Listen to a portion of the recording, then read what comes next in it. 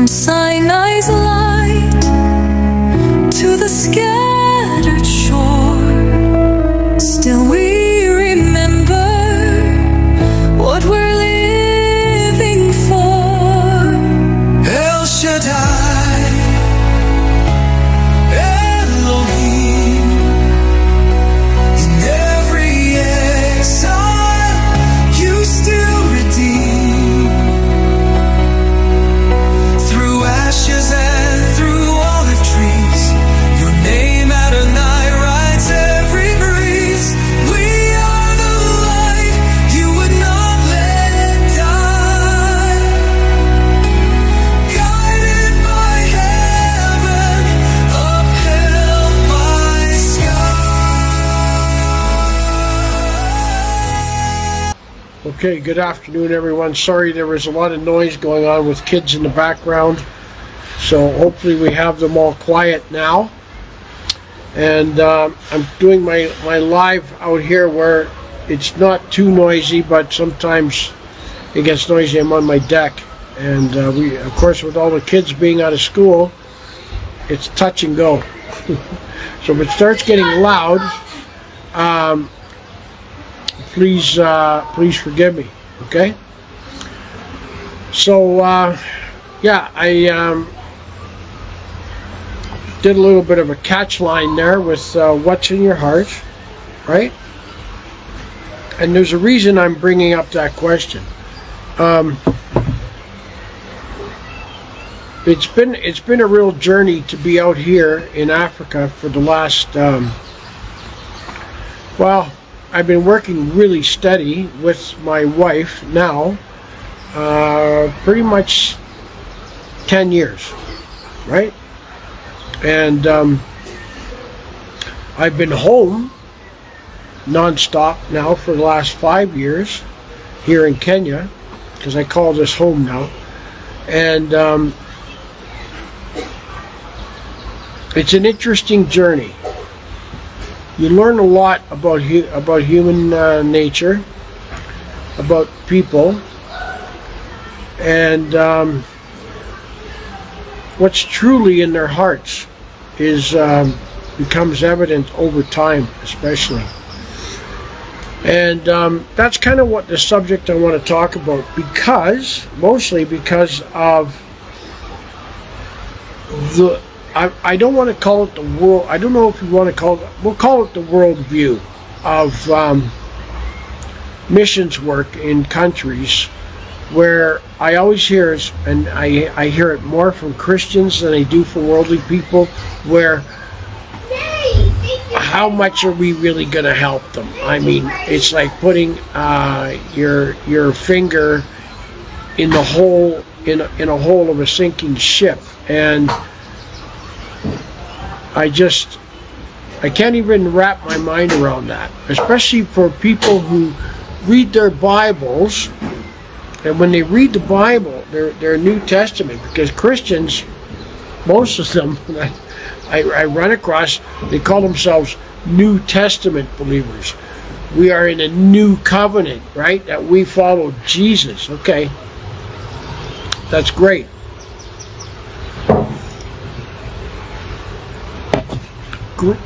Jesus, Yeshua, he led by example. And there's two very clear examples that you read about in Luke and Matthew of where he feeds multitudes of people. But the apostles kind of say the same thing to him. They look at him and they say, well, how are we going to feed all of these people? We don't have enough money to go out and buy all the food. The first group, the 5,000, were a group of Jews, right?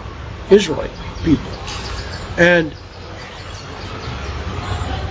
everybody focuses on the fact that he creates this great miracle. So just stay with me on this one, because I want to tell you something. We've been living that miracle now for 10 years. So please stay with me on this, okay?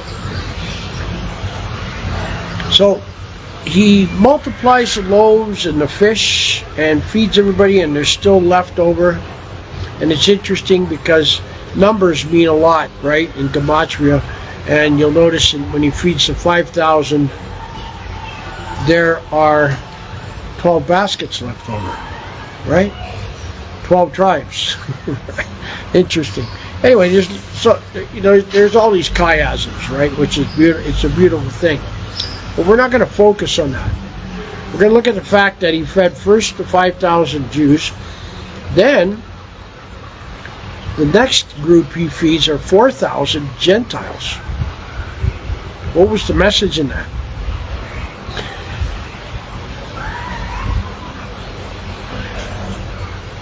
Feeding the Gentiles. Loving your neighbor as you love yourself.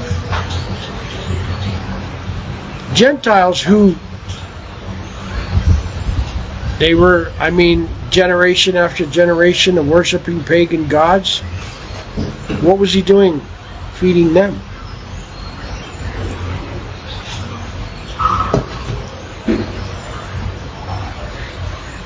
I want you to think about that. But anyway, in both cases, because if there's a message in this, it's called stepping out in faith, and don't question it. Just do it. Just do it. When I first started doing this with my wife 10 years ago, I was like, I just couldn't see. And I know God was leading me. And I know He is. I know that He's in the midst of it, and we're gonna testify to that. Okay, fact. Because for those people who've been friends of ours for many years, you see the weekly updates. I want you to put this in perspective when I tell you this. Okay, I want you to realize that we never have more than 20 to 22 people regularly donating. Not rich people, average people. And every week, it's always pressure. It's like, and it's hard on me, really, some days, and that's my fault, okay? Because Lord help me with my unbelief, amen? We're human, right? And it's very hard on me, and some days I'm like, God, why are you doing this to me? It's torture, because I love these children. And because God gave me a new heart, I love these children the way He loves them. So, you're probably sitting here, okay, what are you getting at, right? What's the point you want to drive home? The other day, Robin Torgensen, a dear sister who's been doing a great job exposing, and by the way, these people that are doing exposure videos, we all have callings, and God is flipping the tables, and if that's their calling, why are you judging them? Right? We're called to expose the darkness. And what I really like about it is because the world looks at Christians as hypocrites because of all of these things that have been going on for decades. Hundreds of years, really. So much damage.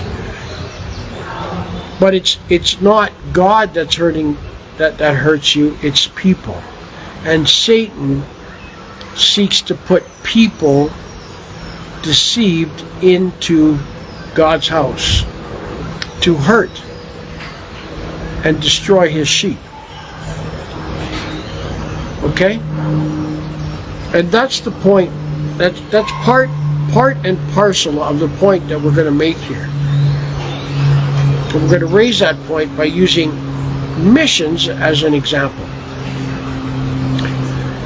Ours, and when I set out to do what we started doing, my whole goal was not to look after all of Africa.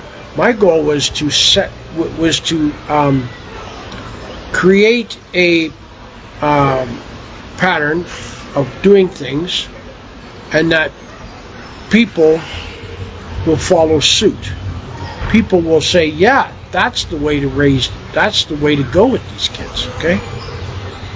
Now, when Robin Torgensen posted that thing about Rod Parsley, where Rod is asking for money where he's going to feed all of the Horn of Africa, and he's sending out these sacks of garbage like chop, okay?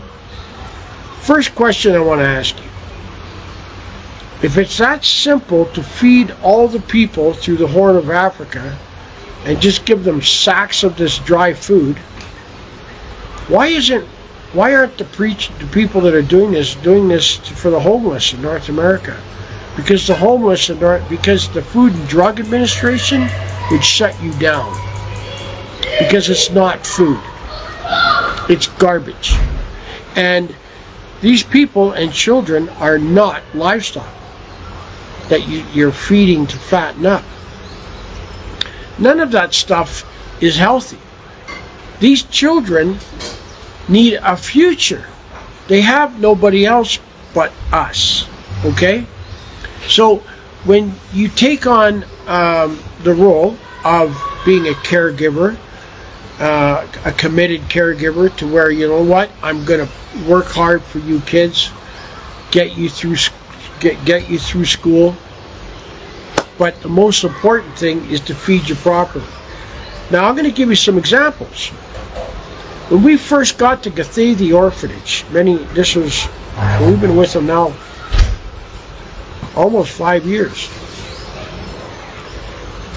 Those kids were so malnourished. They were eating rice and beans once a day. That's it.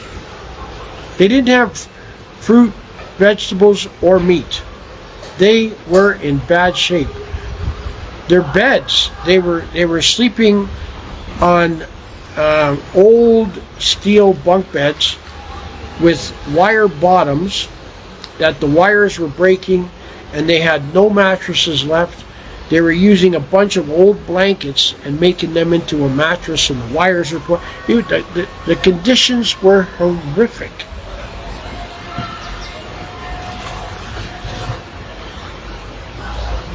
When I see people like Rod Parsley, even all of these organizations, okay, where they're just going to come in and we're going to feed everybody for a month, okay? First of all, that food is a supplement, nowhere near as good as, say, drinking a Boost. I don't know if you guys have Ensure or Boost where you are. It's like a meal supplement, but it's a supplement. You can't live on it. You need real food. God designed everything in this world, in all the vegetation, in the animals, all of that, to be good for us. These children need real food. Just over a year ago, we went to go see an orphanage that we knew this other organization had built this really nice place, and they had a few orphans there. And we went, and I was shocked. When I walked into this place, the kids did not look well. They looked very thin and gaunt and not alert. Their mental capacity wasn't sharp. First thing I wanted to do is I need to look at where's your food storage. Let me see what they've got. It was all dry goods. Cereal, rice, and beans. It was terrible. I saw no sign that they were even getting eggs. They had no chickens. There was a dug up little plot of land where they had like a garden hose with a trickle of water coming out. Meanwhile, they had this beautiful water well with no pressure because it was feeding into these tanks. Anyway, the whole system was just bad. But when you looked at it, it looked like a beautiful house. Everything was nice. They had a really nice church. But these kids were suffering. And the caregiver, I says, these kids don't look well. She says, they're not. They're not eating properly. She told me the truth. I said, well, what's their diet? And that's the problem, you see? And that's why we do what we do. And that's why I make sure I'm here with my feet on the ground. Because with our missions, these kids get real food. Okay? If you look at the kids we have at Cathay orphanage now, kids that were, in, say, junior high back then that are now finished high school, not only did they finish high school, they finished with honors. And we have 6 that are coming through with scholarships for university. Why? Because of proper diet, proper rest, getting them good beds, getting them proper blankets, right? These are not cattle. These are people. These are children that God loves. He knew every one of them before the foundations of time. He knitted them in their mother's womb. God allows suffering in this world in order to glorify His name. And how it's glorified is through His people that take up the mantle. You charismatics that talk about mantles, take up the mantle. Stop grifting. You're fleecing your flock for money so you can buy a bigger house. Why don't you, right? Start caring for these children. It's insane that after 10 years of us doing what we do, and we take nothing for what we do, okay? 100% of the money goes to these children, okay? I have a pension. My wife works very hard, 6 days a week in commercial and residential real estate, right? We live very simply. I don't have an expensive vehicle. We put everything we have into what we do.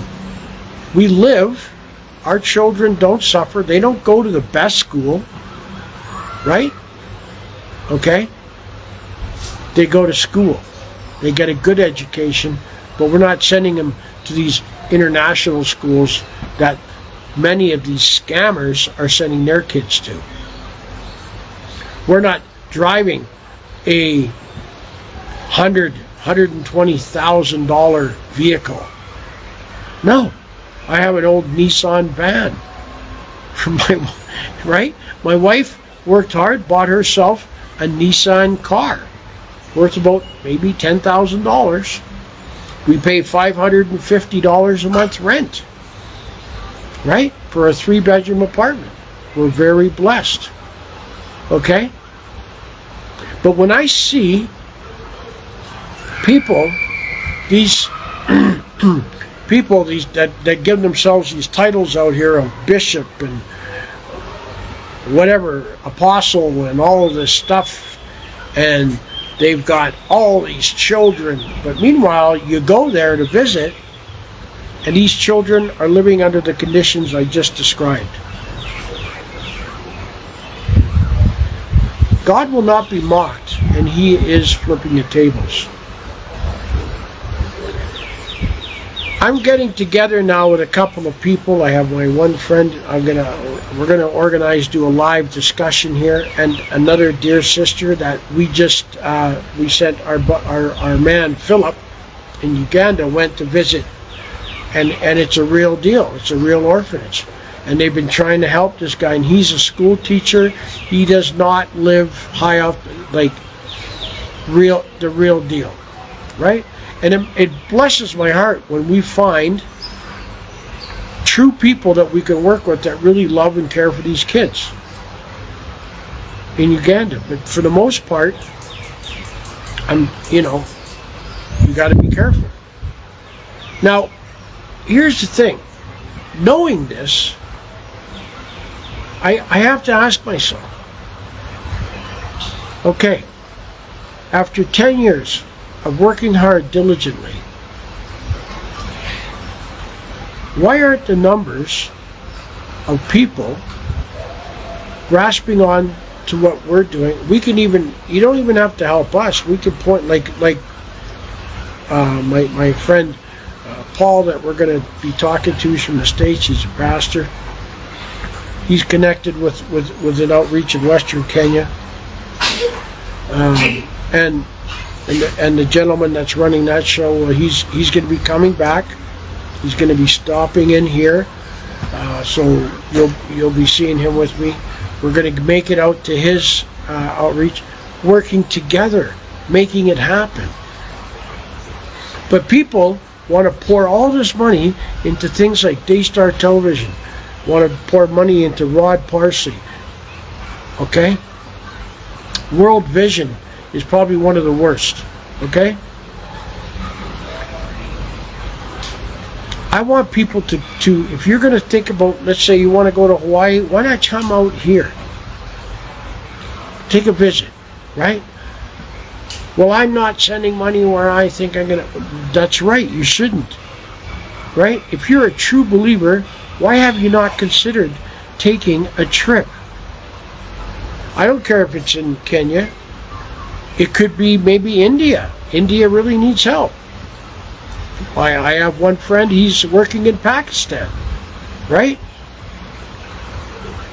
But don't sit there and do nothing.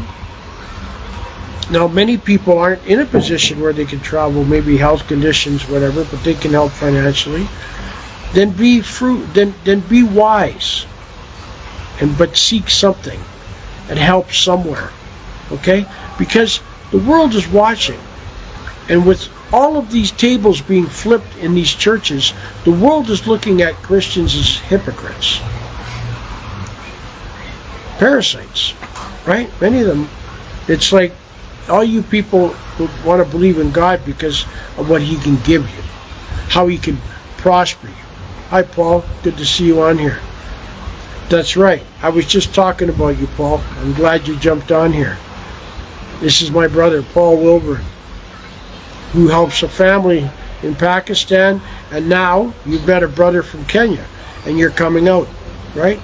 I'm hoping, Paul, that soon we can organize. Let's do a live discussion like this. So I want to encourage people, because we have friends that they have congregations as well, and they just can't seem to get people excited about it. It doesn't take much. It takes $20 a week, right?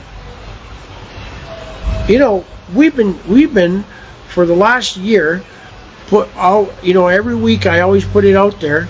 We'd like to get 50 people with $20. We get a couple here and there, right? And then we get a couple that leave. It's like, we need to be committed as much as possible, okay? And here's the thing, what's in your heart? Like, I've had so many people, Paul, this is what we were just talking about, come on and say, well, how come you need so... Listen, you cannot feed one person on $40 a month properly. You can't do it. Not properly. You can't, and you certainly can't feed a family for $40 a month. Okay? They're not cattle. Okay? Getting them a big sack of chop mush to eat and live on, it's wrong, right? Yeshua, Jesus, when He fed the multitudes, did He feed them mush? Did He say, just go out and get a bunch of oatmeal? No, He fed them fish and bread. He fed them well, right? I don't treat these kids any different than I would treat my own. And when I see people that get angry at us and tell us, like, for example, to say the orphanage, and, at the end of each school year, I like to treat these kids with something. Send them on, and like Gathedi, they always want to do a field trip. Well, we have a lot of kids there, about 105. It's not cheap. I mean, you figure it out at $10 a kid. Well, I mean, what do you get for $10? If you think it's any different here than it is there, you're dreaming, right? You have to charter a bus with a driver, right? Then you have entrance fee, the rides. Then they got to eat, right? The whole thing, the whole day. I mean, $10 is very cheap. Okay, you can't do that in North America. I think, like when you go to some of the exhibitions or even just going to the zoos, I don't know what they cost, but taking your kid anywhere now, I mean, take them to a movie and see what it costs you. But I can't believe it that people are like, well, why are we spending money on this? I mean, we could, I'm like, what's in your heart? You see, okay, so it cost us just over, it was around $700, but one person came up with a large donation, but we weren't getting it. And I'm like, if 60 people all chipped in $10, each kid wanted to go to, I have a pastor in Malawi. We do Malawi too, Paul. We'll talk later. Malawi, Burundi, Tanzania, we're there. Anyway, what does it take?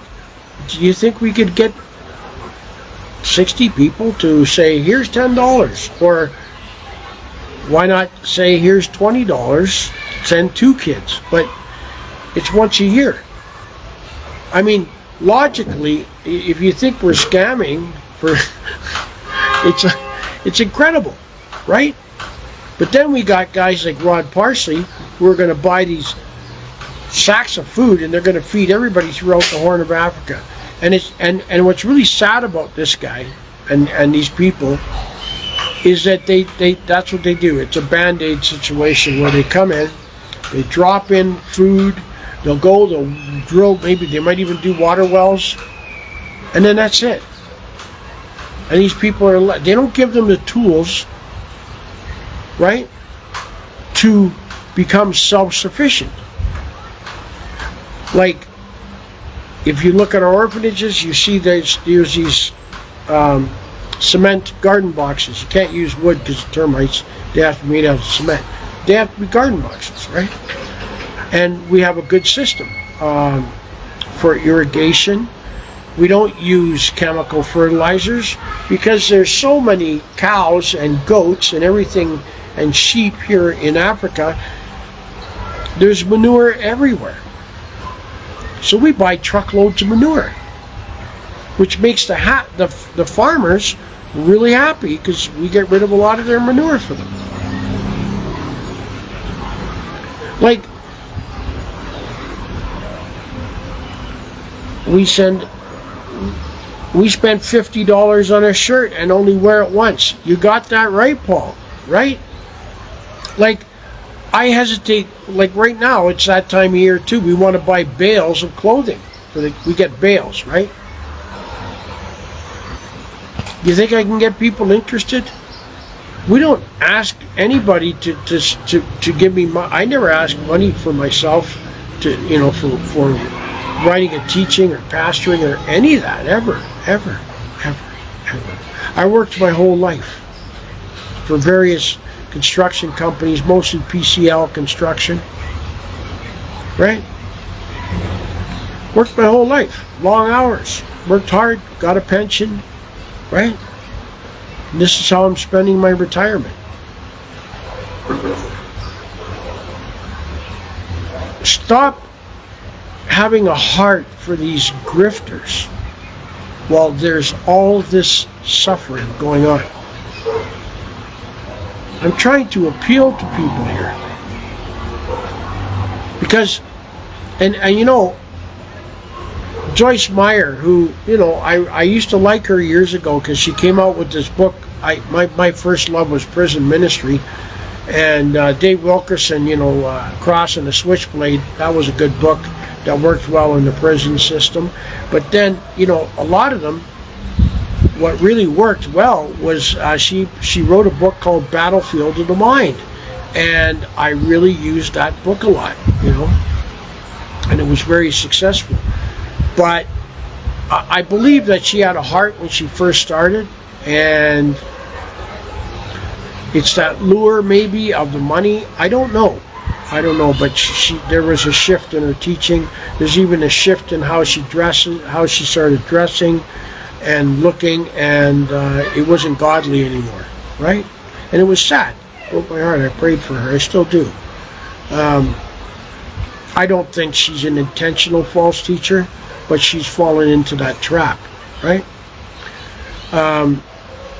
But, you know, prison ministry, that was my first love, right?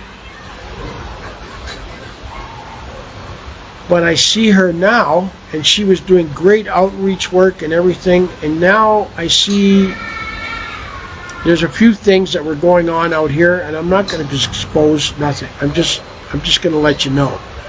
Not everything is what you think. It's not great.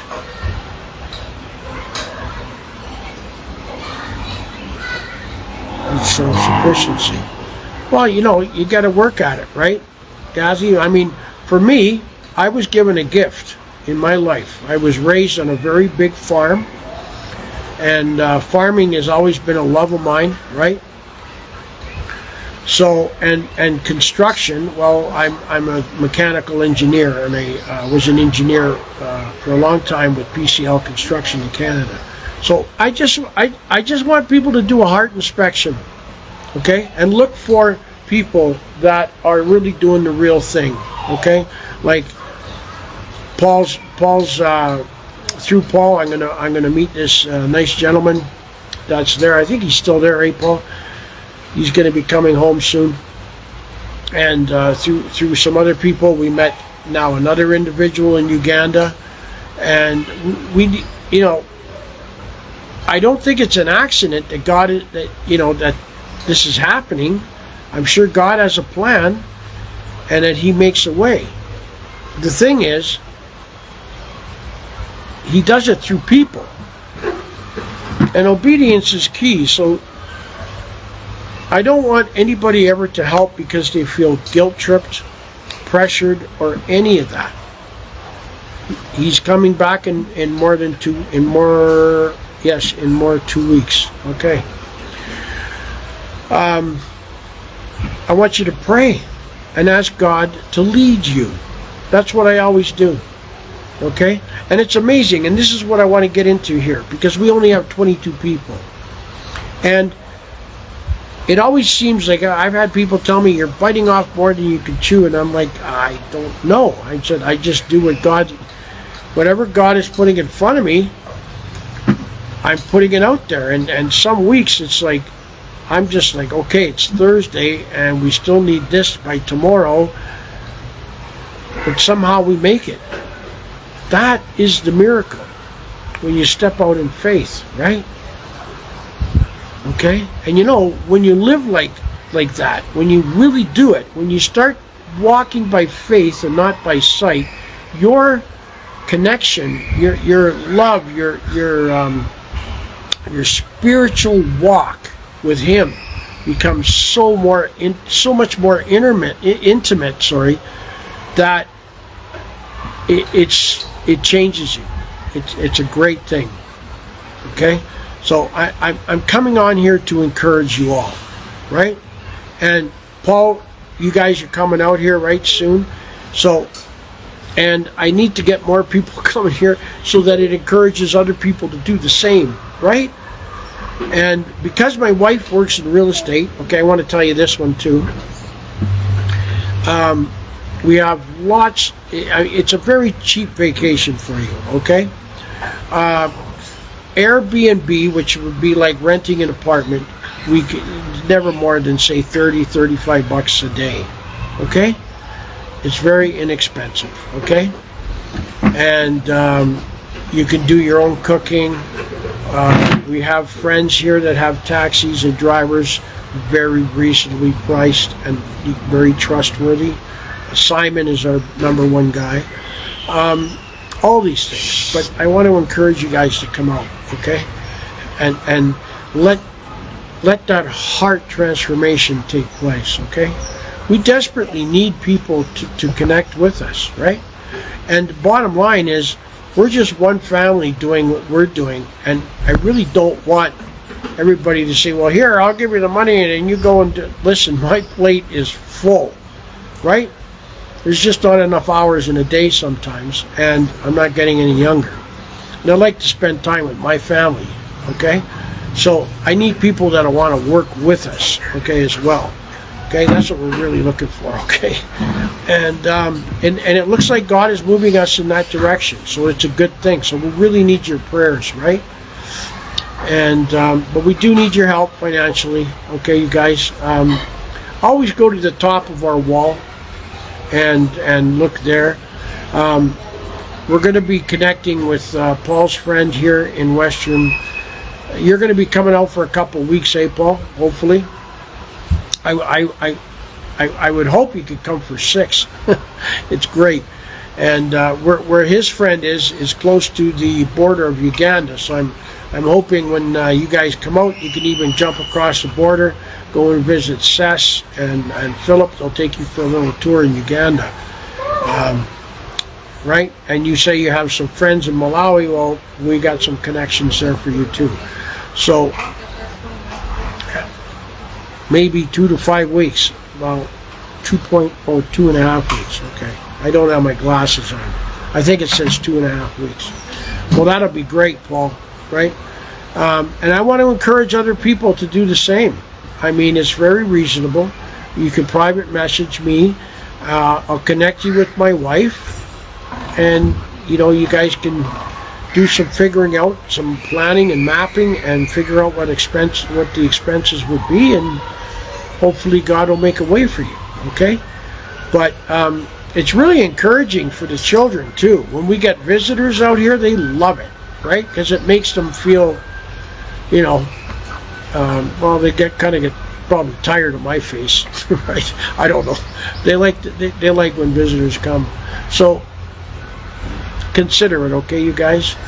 But we're very grateful for everything that God has been providing.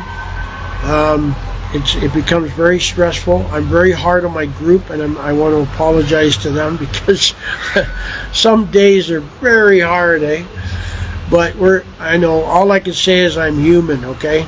I mean, even Peter started sinking, okay? So, and I'm not Peter. I'm nowhere near that guy, okay? I can only hope. Frederick is from Bungoma. Yeah, that's in the western Kenya, but it's up towards the border of Uganda, close to where we go. Actually, when we transport, we go through there. So, yeah, Bungoma we're very familiar with. So, anyway, okay. So I want everyone to pray about these things, share everything. Oh, one more thing. Thanks, I almost forgot. So Gerald did some videos, which I'll be, we put 2 of them up today. You can see the land that we purchased in the Village Outreach, that we're going to be doing the, we're praying, we'll be doing the construction there for the women's shelter. Basically, it's a women's shelter. I'll get into more details over the weeks, but ours started out as a widow's outreach in Nakudu, and it's really expanded. We've got quite a bit of land there that we're farming, and the women, and they're working with other women that have been in very difficult situations, we're going to say, and they're for the most part abandoned, and some of them, the husband is in prison for what he's done. It's just not good, right? And they don't feel safe, and they need to feel safe. The children need to feel safe. We need to give them a good, safe place, right? And let them work and just live, right? There's a real problem with alcoholism in the area. Poverty doesn't help. I'm not judging, and we should never do that. I mean, when you come from generation after generation of struggle and frustration, right? We need to help these people, right? And hopefully these men can come around, and us men can help mentor them, help them to be good husbands again, right? And because God hates divorce, he doesn't like it, but he doesn't like abuse, okay? Yeshua, Jesus said, it is better for you to tie a millstone around your neck and throw yourself into the deepest part of the ocean than to hurt one of these children of mine. So we need to, and for the Christian men, we need to understand this too, because too many churches have left women, especially in North America, where they're telling them, well, you got to love him and forgive him. I'm going to tell you something about forgiveness. We are to forgive as God has forgiven us. So, when we came to salvation, when we came to faith, did God forgive us without us repenting? You see, many elders are doing a wrong thing. Okay? With 2 or 3 witnesses, if that person is not repenting, you do not leave that family in a dangerous situation. It is our job to protect them and separate them. Right?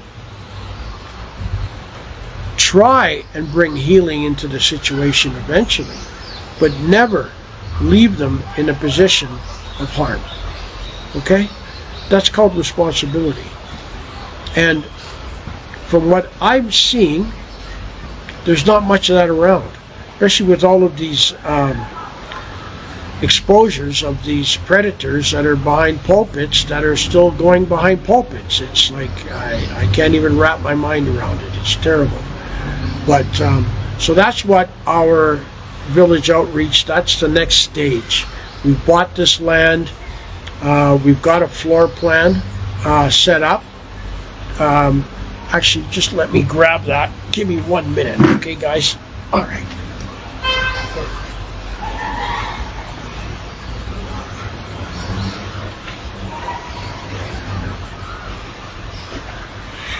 Okay, now, yeah, this will probably be backwards, but if you guys can see that. So that's the main floor level. You can see that on the front, there's a gate right here. Over here is going to be the medical center. Is it there? No, sorry, it's at this end. But anyway, there's going to be a medical center, pharmacy, shops, and everything for the women. This will all be the little business area. And these are all apartments.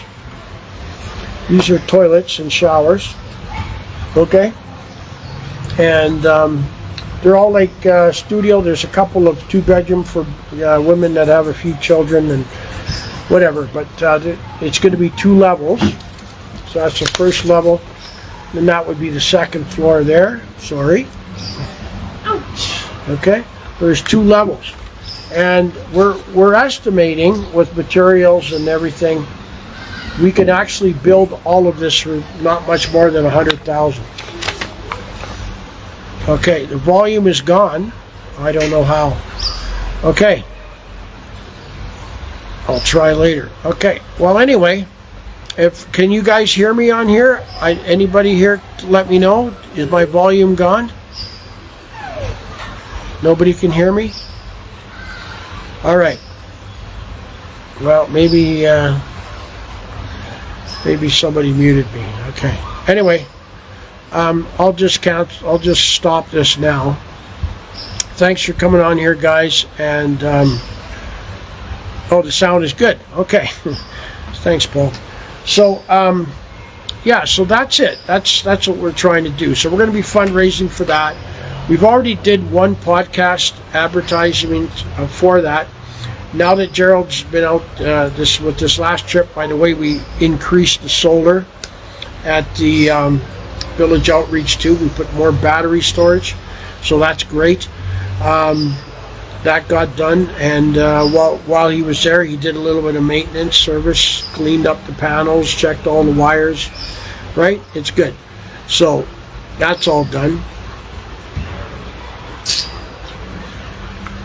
So you know what? I mean, Judy, the thing is, it's one thing in North America, they have programs and that stuff, for abuse. They're pretty good when it comes to women or children being abused legal, with the law there. Here,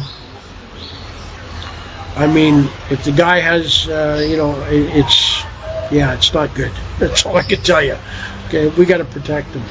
And as long as they're in my care, these guys don't come around, right?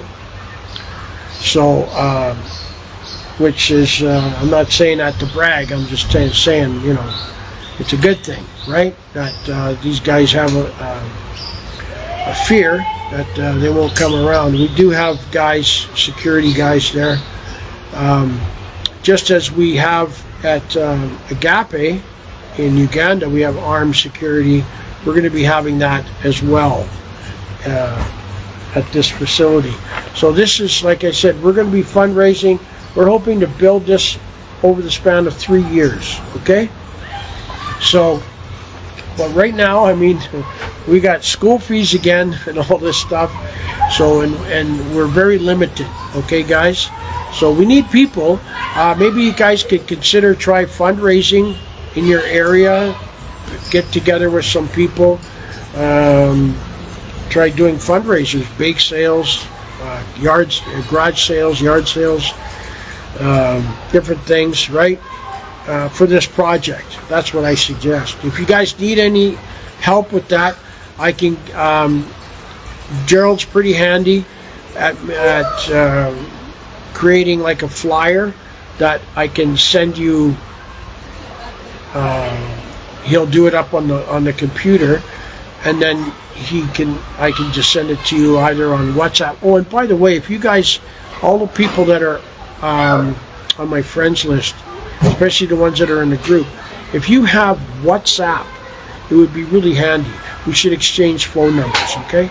So private message me, and let's establish WhatsApp accounts, right, together, because there we can even phone each other for free, just uses data. And I can send you things like this much easier, okay, than on Messenger. I don't really like Messenger. WhatsApp is much better, okay? That's about it. I think I've covered everything. Does anybody here have any questions? That's about it? Okay.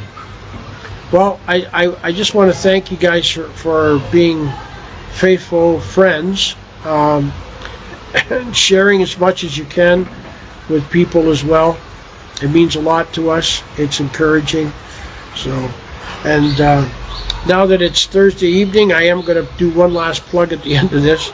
We are still short $190 for tomorrow for basic needs, and this is our first week. We break it up over weeks for the school fees and supplies at $800 a week. We're still $400 short of that target for tomorrow. Okay?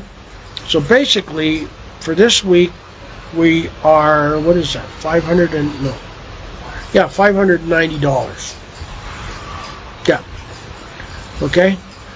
So,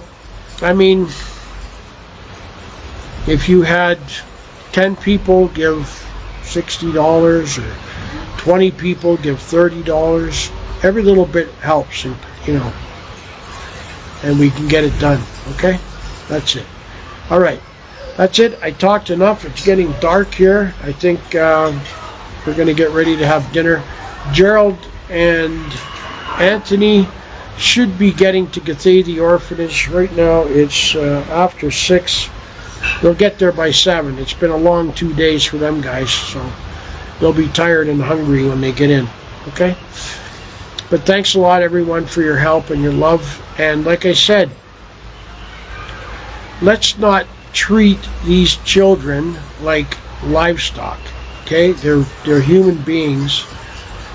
Our goal is to love them like they're our own children. They need to eat real food. Okay? Not chalk or chop or whatever. Like, they're not livestock. Okay? So they need to eat real fruit, real vegetables, real meat, at least a couple times a week. You try to get them eggs, okay? all these things, okay?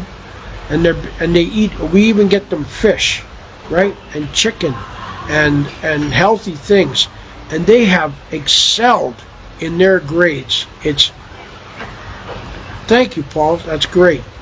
But here's the difference, right? And Paul's friend, Frederick, that's why I'm really looking forward to meeting him, because these guys are really struggling. And they got a big one. I think it's 205 children or something, and they got a few widows.